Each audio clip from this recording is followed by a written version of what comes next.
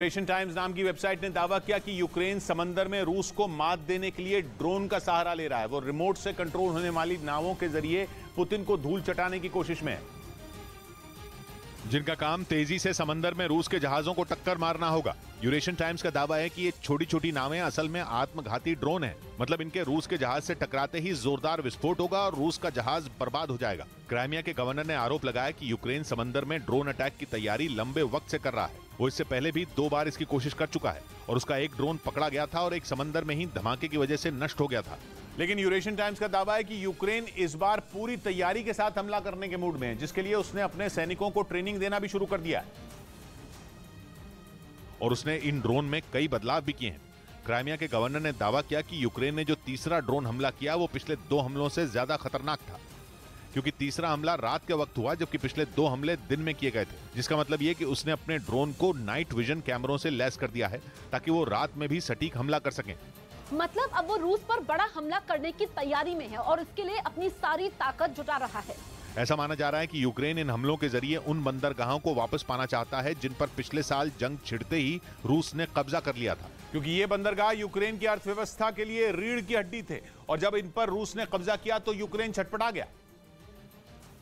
लेकिन साल भर बाद भी उन्हें रूस के चंगुल से निकालने में कामयाब नहीं हो पाया। रूस का आरोप है कि यूक्रेन इन ड्रोन को ओदेसा बंदरगाह से ऑपरेट कर रहा है, जो कि उस समझौते के खिलाफ है जो अनाज के निर्यात के लिए रूस और यूक्रेन के बीच हुआ था। यानी ब्लैक सी ग्रेन इनिशिएटिव नाम के समझौते के तहत यूक्रेन को जिन बंदरगाहों से सिर्फ अनाज निर्यात करने की इजाजत मिली थी उनका इस्तेमाल वो सैन्य अड्डों की तरह करने लगा, जिससे रूस भड़क गया। रूस ने चेतावनी दी कि अगर यूक्रेन ने इस तरह का सैन्य ऑपरेशन दोबारा करने की कोशिश की तो उसका अनाज उसी के देश में सड़ जाएगा। मतलब आधी दुनिया की भूखों मरने की नौबत आ जाने पर भी पुतिन इन बंदरगाहों पर यूक्रेन के लोगों को पैर तक नहीं रखने देंगे। इस बीच 17 देशों के साथ बॉर्डर से जुड़े विवाद में उलझे चीन ने दुनिया के सामने शांति दूत बनने का ढोंग करने में पूरी ताकत लगा दी। इस बार उसकी कोशिश यूक्रेन और रूस के बीच छिड़ी जंग का अंत करवाने की है, जिसके लिए वो अपना एक डेलीगेशन यूक्रेन भेजने वाला है। हैरानी की बात यह कि जंग खत्म कराने का होश चीन को 14 महीने तक जंग चलने के बाद आया और ख्याल आते ही चीन के राष्ट्रपति शी जिनपिंग ने यूक्रेन के राष्ट्रपति जेलेंस्की को फोन मिला दिया। फोन पर शी जिनपिंग ने जेलेंस्की से क्या कहा, इससे जुड़ी खबरें भी अंतर्राष्ट्रीय मीडिया को दी गईं। बताया गया कि शी जिनपिंग ने खुद को शांति का पक्षधर बताया। ये कह दिया कि वो तो हमेशा शांति के पक्ष में रहे हैं। मतलब 900 चूहे खाकर बिल्ली हज को गई। ताकत से तिब्बत को हड़पने वाला चीन अब शांति का पाठ पढ़ा रहा है। 17 देशों के साथ जमीन के लिए झगड़ रहा चीन खुद को शांति का पक्षधर बता रहा है और ये दावा कर रहा है कि वो तो हमेशा उसी तरफ खड़ा है जहां शांति हो।